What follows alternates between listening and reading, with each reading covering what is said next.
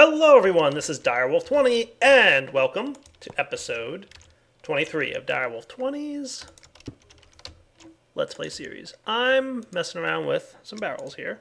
I actually want to lock this guy into barrel mode with potatoes.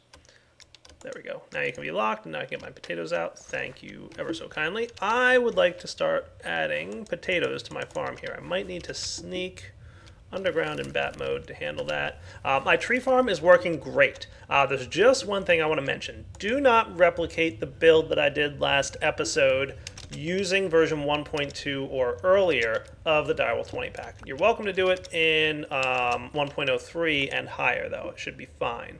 And I'll explain why in just a moment here. Let's see. I'm going to make these guys be potatoes, and we'll do that. How's that sound? Cool? The reason being is that some people may have noticed, but some people may not have, that there's a bit of lag whenever you craft anything in the pack. The reason for that is a bug in extra trees and extra bees. It generates a little bit of lag. Now that's going to be fixed in 1.03 of the pack. However, in 1.02 of the pack, that conflicts with the auto-crafting mechanics of the Steve's Factory Manager block. And if you use Steve's Factory Manager with auto-crafters, with the version of extra trees and bees that is broken, well, you're going to have a bad time. It's going to lag your server pretty significantly. So until you're on 1.03, just take it from me. Do not replicate this build, or at least don't use Steve's Factory Manager to do any auto-crafting for you. However, once you're on 1.03, you should be fine. So let's go ahead and activate our Sigil of the Green Grove, get things growing here, and what we should find is some potatoes getting planted. Right? Go potatoes, go. Now let's see, I think I put them in the back row, right? Or is it the front row? I can never remember which one's which. I'd have to look at it to actually know. But it should plant for me shortly, and we'll see some potatoes getting planted. Those are wheat up there, so we'll probably have... Hey, there's potatoes. Nice. And what we should wind up with is a decent amount of potatoes pretty shortly. One other thing I could do, maybe, is spare some mana into this thing. There you go. And that'll help the growth as well of some stuff. Nice. So between the Agricarnation and my nifty little Sigil of the Green Grove here, we should have a pretty rapid bit of growth going. And I just want to kick things into gear. Oh, I see. It's probably over this line that will all be potatoes. Nice. Okay. So that'll just help things to grow a little bit and get ourselves started with some potatoes. Now, all right, click in the air. Come on, turn off. There we go.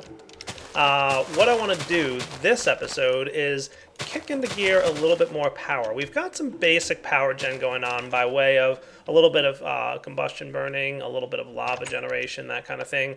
There's another way to generate power that I would like to give a try to, because I think we could come up with a pretty good power gen system that I want to use in a couple places. Now, we're obviously going to be upgrading our power several times throughout the series. This is just going to be, getting out of really early game and getting into like more of a mid-game tier of power, I hope. And then we'll probably get more into advanced power systems and eventually big reactors once we're ready for a really big and expensive generator. But for now, I want to generate power in a nifty and interesting way. In order to do this, we're going to need some vats from Ender.io. So let's take a look at the vat. This is a block that allows you to produce different types of liquid. The reason I want to use liquid-based fuel is because it's very, very efficient. You can turn off the generator and it instantly stops generating power. Unlike coal and solid fuel generators, where like once it uses up one piece of coal, it's wasting that fuel. The liquid fuel generator is a lot more efficient, right? So that's what I would like to work on today, is a liquid fueled power system. We're going to need the vat. So we're going to need machine chassis. We're going to need fluid tanks. Not too terrible to get. We do need some kind of glass in the middle there. Okay, vanilla glass works. Electrical steel, cauldron. I'm going to need 2 of these guys, and that's going to get our liquid power production system up and running. So why don't I first get some of those things crafted. I don't know, let's see, might now be a good time to do a little bit of auto crafting. I don't know, I'm thinking maybe not yet, but I might want another one of these work tables to use. This one's been kind of my thermal expansion work table. Maybe I should get another work table for Ender.io. That might not be a bad idea. So let's get one. Work table. Why do I not see you in any eye? That's weird. Ah, there you are. Okay, must have had a space in there. So I just need a book and a crafting table and chest. Let me get that made, and then we'll be back. All right, let's get to crafting everything we're going to need to craft. So in order to get started with the vat, like I said, we're going to need the machine chassis. And we can get our basic capacitor, and I want to lock that recipe in there.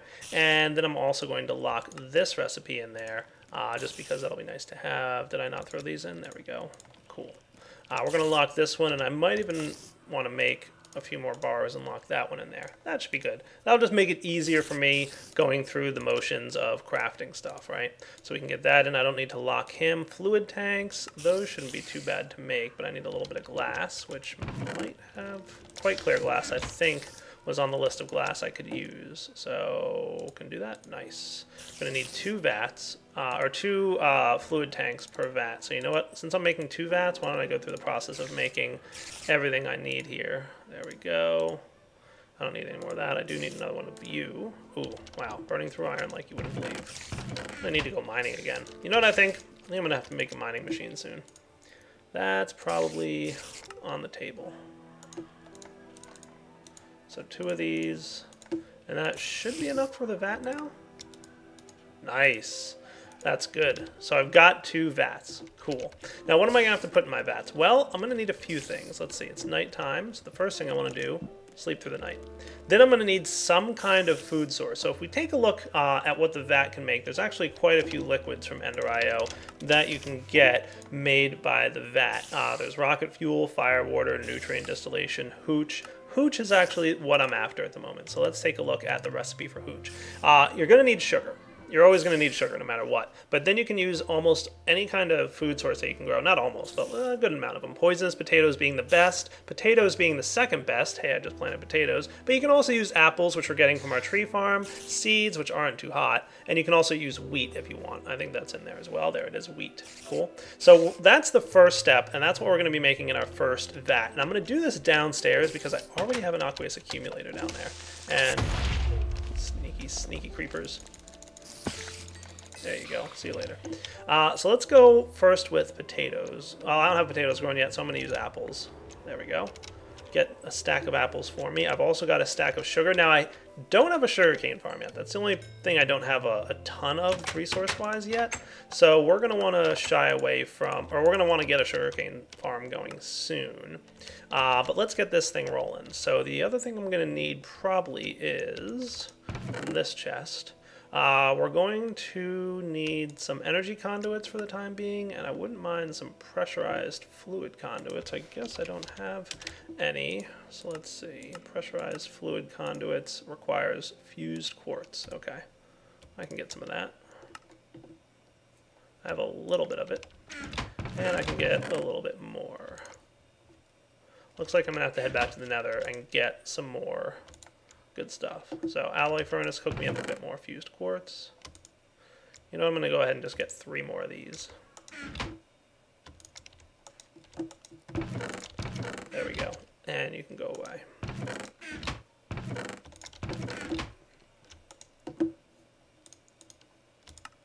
There. Now I've got some fluid conduits, and I should be in good shape. Hopefully this is enough to get me going. So step 1, getting hooch. We're going to tap into this pressurized fluid conduit area here. Let's see, how am I going to want to do this? I did want to clean up this basement at some point. I know, I keep saying I'm gonna. Where did you come from? I thought I had everything lit up down there. Sneaky. F7's not showing anything. All right, so let's put it right here. This is probably a good wall to start my hooking up the stuff. So we're going to want to tap into our pressurized fluid line. And we're going to want a wrench to connect these guys here and here. So hooch is made with water and apples and sugar. And it should start cooking as soon as I hook up power to it. So let's get our power line running as well. You know what, I could probably just run straight from the ceiling up here. How convenient is that?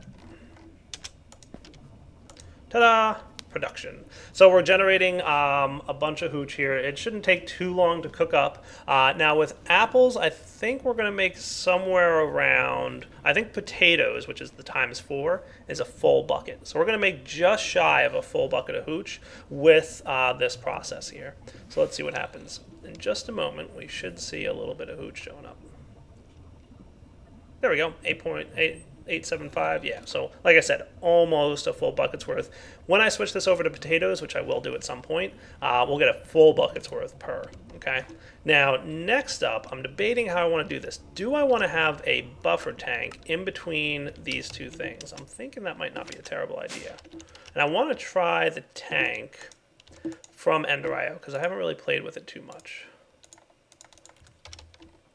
I believe what I can do is actually just stick this guy down right here, and if I configure the side here to push out liquids, there we go. So the hooch is flowing into there, and this guy is storing about, yeah, almost 2 buckets worth at this point. I don't know what the max capacity of these tanks is. I've actually tried looking for it and couldn't find it too easily, so I'm not 100% sure. But I guess we'll find out once the tank fills up. But it looks like it's going to hold at least maybe 16 buckets, maybe 32. So we'll let this cook up. Next step is the second vat. We're also going to need some power here, so let's go ahead and run a power line into it, and you can see him building up power. What we want to do is configure this guy to pull, there we go, from that side. And you can see input tank, hooch is filling up in the input tank. It's going to drain it out of this little buffer storage tank, if you will. And what we'll have here is the production of rocket fuel. So let's go ahead and grab the components for that. It's actually not too bad. We're going to need a stack of redstone, which we're getting a little bit short on. But we're also going to need gunpowder, but I've been killing a lot of creepers, so gunpowder is not too much of an issue for me. Also, not terribly renewable, but hopefully it'll last us, especially because we're going to be building a mob spawn in the blood magic altar area at some point. We should be able to get a lot of gunpowder from that. And once we set up a quarry, we should be getting a lot of redstone. So between the two, I think that we'll be able to make this pretty good. So you can see gunpowder and redstone. This is a 1x modifier. So what we should get for 1 bucket's worth of hooch, we should get 1 bucket's worth of rocket fuel, I think. We're going to find out here in a second, though, because I've not actually tried it out. By the way, dump input tank will just destroy whatever liquids you have in there, so you probably don't want to click on that unless you really do want to destroy whatever liquids you have in there. So the output tank, let's see, how much do we get by way of rocket fuel? 1 bucket's worth. Awesome. So I think what I'm going to do is get another storage tank for that. Use fluid tank. Man, I love those workbench table things. They are awesome. And we will just configure the I/O to be an push to the right, and you can see that we are now generating rocket fuel. Nice. To use this rocket fuel, we're going to need some kind of generator. What kind of generator? I believe it's called a combustion generator. So this guy is going to need a couple more fluid tanks, basic gears, and a piston, and some electrical steel. Okay, so that shouldn't be too much of a problem. Let's go into this guy. So it was 2 tanks and a machine chassis thingy. So that. What are we missing? Probably need more of these. Cool. Need 2 fluid tanks. And what else? Basic gears. Yeah, I should teach this thing how to make basic gears. So in that case, let's get some of you and a stack of this. And I want to lock this guy too. I don't know why the locks keep getting lost, but it's okay. And then finally a piston, which we're going to need some wood for.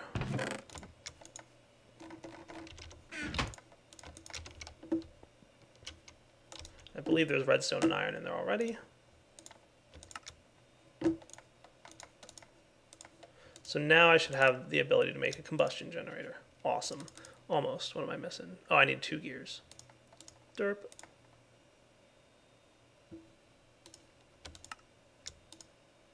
Hooray! So combustion generator is ready. This guy, pretty easy. All you do is place him down, and you'll notice he has 2 tanks, one for fuel and one for coolant. You have to keep the generator cool, or else it won't be able to run with all the heat that it's producing and all the power. So that's really easy to do. All you need to do is dump water in there, and as we know, we've got several methods for generating water. Obviously, we can use an aqueous accumulator or one of any other method for water generation. Cool. So we'll let this thing do its thing. It looks like it's working pretty well. And obviously, we're generating quite a bit of this stuff. So it looks like so far we're at 6,000 millibuckets. Oh, okay, there you go. 16 millibuckets, or 16 buckets worth per fluid tank. I like it. So overall, I think that's pretty good. What I would like, then, is to give this a try. So I think the first place I'm going to use this generator would probably be... And by the way, we get a decent amount of power. I think it's... Let me see if I can remember. I had it written down here somewhere. How much power do you get? From 1 bucket of rocket fuel, you get about 1.1 million RF. So a decent amount. Let's see, this thing should be pretty good. I'm going to pop this guy down here.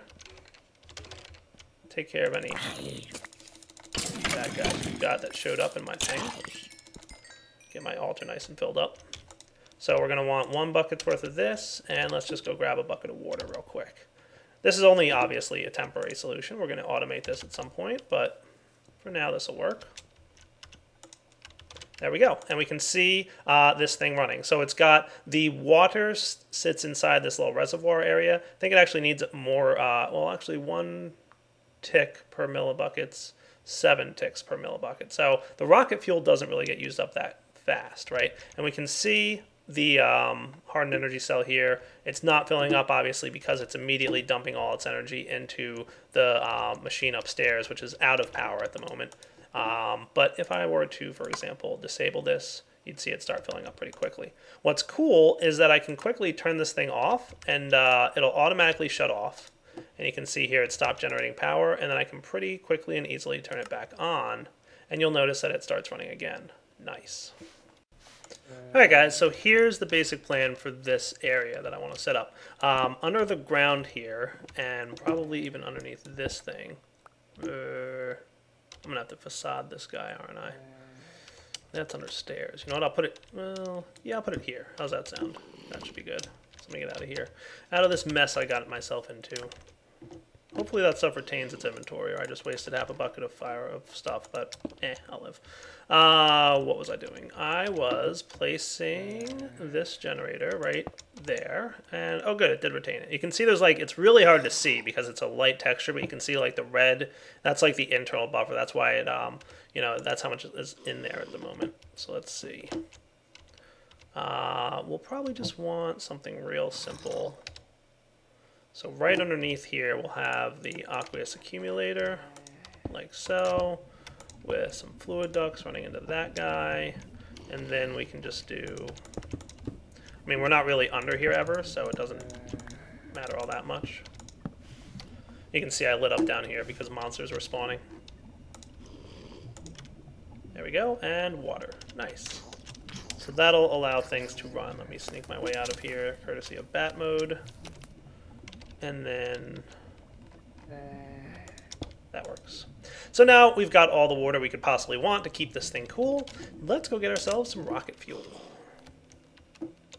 So here's where this part's going to get to be pretty neat. What I want to do is grab 1 more fluid tank, if I may. I am short on iron. No surprise there.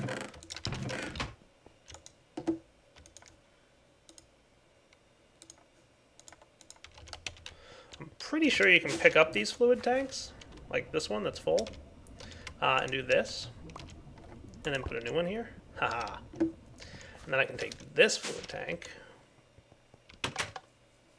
and this actually should last a really long time. This is like a decent amount of fluid, and what I could even do is get like more compact fluid tanks. If I really wanted to, I could get like drums or something, right? Or teleporting with ender tanks or something. But for now, let's just configure this guy to push. Nice. There we go. So push mode will dump all the rocket fuel into the generator, and the generator should automatically shut off once the energy cell is full and the internal capacitor here is full. It should automatically turn off. If it doesn't, I can always add something to do it for me. But like I said, it doesn't waste the fuel really. So if you set this guy to not be active, it immediately shuts off. Switch it back to active mode, it immediately turns back on, and really doesn't waste much in the way of fuel. So that's kind of nice. So we'll let this thing charge up. I'll confirm that it's actually going to do like I say. And in the meantime, I'm going to charge up this altar a little bit and see how I'm doing with power. All right, back in a minute once this thing is full. By the way, real quick before I do come back, 160 RF per tick is what this generates, which is exactly the power use of the machine up in the room up there. So it's the perfect generator for this build. Alright guys, as you can see, we're now generating 0 RF per tick, and we're not using any of our rocket fuel. It's not telling me down here we're using any. That's because this internal buffer is full, and this internal buffer is full. And if you take a look, we've used about, let's see, there's 10,000 millibuckets left here. There's that buffer, 5,000 remaining here. So we've maybe used 2 buckets to completely fill this hardened energy cell, plus the buffer in the machine upstairs that generates zombies for us. So that's some pretty good power gen right there. We're going to continue to use rocket fuel a little bit here and there whenever we can. If we come pop down here, we should see, yeah, nice. We've got this internal buffer full, this guy almost internal buffer full of hooch. We're going to need more gunpowder and redstone soon, and we're definitely going to need more apples and sugar. So we should probably build some kind of automated sugarcane farm, don't you think? Yeah, luckily they're pretty easy to make. The sugarcane is very easy to harvest.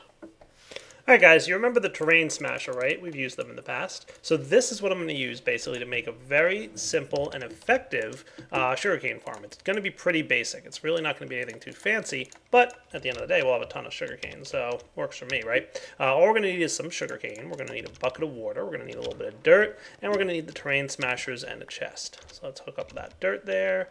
Alright, could it stay time? Wasn't sure. Snag a bucket of water. I actually came up with a better way to do this. It's even more compact and cool. Unfortunately, I don't have the resources for it. If I still need sugarcane when I get the resources that I need for it, I might upgrade this to be an even more efficient and compact design. I really wanted to do it this time, but we just didn't have the stuff for it, so sorry. I'm thinking like down in this area down here, you know what might be a good thing to go with? Let's get back upstairs real quick. Snag ourselves a hammer. Clear out a little space inside this wall here.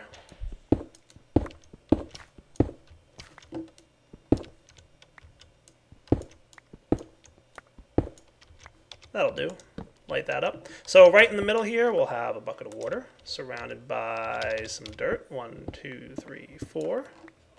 But we're actually going to want the dirt to be, I think, yeah, we're going to want this dirt to be further apart. So we'll probably want to actually bump this out a little bit. Let's snag that bucket of water back.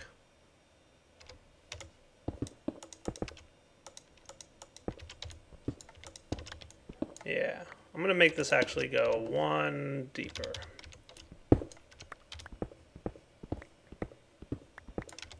There we go.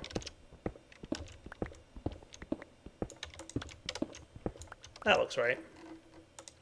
So we'll do this. We'll have some dirt like so. So dirt here, here, here, and here. And then onto that dirt is where we're going to place the sugar cane. So 1, 2, 3, 4. And then coming out of the center here, I want to have the chest right in the middle, with the terrain smashers kind of facing away from the chest. So what they'll do is they'll break any sugarcane that grows and dump the contents of what they get directly into the chest. So if we flip on our sigil of the green grove here, what we should quickly see is the sugarcane growing. Oh boy. I must be out of stuff. Yeah, I'm short on LP. That's not good. But hey, we saw some sugarcane grow. There it goes. It's growing. It's doing what it's supposed to be doing. So the sugarcane will grow and it'll automatically get captured and sent directly into the chests. So 4 quick little pieces here. Like I said, I have a way to make this even more compact. Unfortunately, I don't have the resources for it just yet. So we will eventually get to that point. But anyway, we've got sugarcane production going now. This will at least hold us over until we get that better version of sugarcane production that I want to do. And yeah, that ain't half bad, actually. Sweet. That'll work. Real simple, right? Sugarcane farms are easy, because really you just need to break the blocks. There's nothing more to it than that. Alright, let's head back upstairs and clean up our inventory. Alright guys, before we wrap up here, there's one more thing I want to make. I want to get myself an even better tank. I've been using the ones downstairs, they work, but I want to prepare for what my next build is going to be. So I want to get a reinforced portable tank. As you can see, I made that with hardened glass, which you have to cook in an induction smelter, and it's 8 obsidian dust and 1 piece of lead. Luckily, for obsidian dust, you get 4 of them for obsidian, so at the end it's really just 2 obsidian and 1 lead equals some of that hardened glass. You could also use the fused quartz. It looks like it's ore dictionaried with it, so you can use fused quartz if you want, but as you saw earlier in the episode, I ran a little bit low on nether quartz. What I wouldn't mind doing is popping this guy on top here. If I configure you to push, can you accept? Yes. Nice. This guy can store 128 buckets, way more than the 16 buckets that we can store in here. So this guy's going to have the capacity to store a lot of liquid. That's going to be pretty cool. So by having this nice large size tank down in the basement here, we'll be able to ensure that we have lots of this good old rocket fuel that we can use for all kinds of good purposes. So now our vats are kicked back on. We're going to need to get a little bit more redstone and gunpowder and probably a little bit more sugar and potatoes just to make sure that this thing continues to run. Now next episode, what I think I'd like to start work on, and hopefully it's a good time to start it. Oh good, I've got another half stack of these. Beautiful. I think it's a good time to start a quarry because I am once again running low on resources, and it's about time that we do something about that. So next episode, it's quarry time. Now there's many different ways to automate the production and gathering of resources out of the ground here. We're going to probably see a couple different approaches throughout the season here. The plan is, just so you guys are all aware, that I want to eventually, you know what I can do? Hoppers wouldn't be a bad idea. I'll get to it later. The plan is to start with a basic form because we don't have a ton of power yet. We don't have a ton of resources yet. So I want to have a pretty simple-ish and straightforward design for a quarry that's really kind of set it and forget it almost. Just set it down, get the quarry running, and you're good to go. But we're going to absolutely build an uber miner later on in the season, and we'll build a few other things just to make sure that we have a lot of resources coming in. But that'll have to come later because I really don't have the resources at this point to get any kind of uber miner going. But I've got some pretty cool ideas on how I might get one going. If you're not familiar with what an uber miner is, well, let's just say the world's going to regret Direwolf joining the server. Let's just put it that way. Yeah, it's going to really get us a lot of resources once it's fully built, but it's, like I said, a little bit of a ways off. So for now, I think we're going to have to get started working on a quarry.